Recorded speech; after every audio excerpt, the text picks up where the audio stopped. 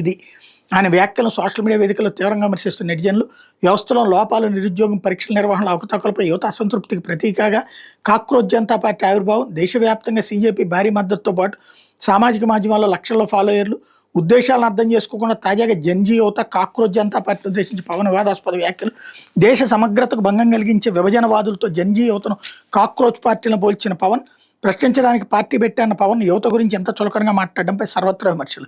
వీళ్ళు కాక్రోచ్ జనతా పార్టీని వెనకేసుకొచ్చుకుంటోంది. ఇప్పుడు వాళ్ళందరూ దేశద్రోహం కాబట్టి ప్రకాష్ రాజ్ ఏమన్నా దేశానికి పాజిటివ్గా మాట్లాడతాడా, లేకపోతే ప్రొఫెసర్ నాగేశ్వరరావు ఏమన్నా దేశానికి అనుకూలంగా మాట్లాడతాడా, లేకపోతే మిగతా నిన్న అక్కడ మాట్లాడినాడు ఇంకోటి తండోపతండాలకి జనం వస్తున్నారా? సిగ్గుందా మాట రాయడానికి, ఆ వార్త రాయడానికి? జనం ఎవడు వస్తున్నాడు అక్కడ? వచ్చిన వాళ్ళందరూ మాజీ కమ్యూనిస్ట్ నాయకులు తప్పించి ఇంకెవడు కనబడుతున్నాడు అక్కడ? ఇదివరకు దేశాన్ని నమ్మలక్కలు తిట్టిన వాళ్ళు అందరూ కనబడుతున్నారు. దానికి వాళ్ళందరూ పెద్ద ఎత్తున ఉద్యమిస్తున్నారు.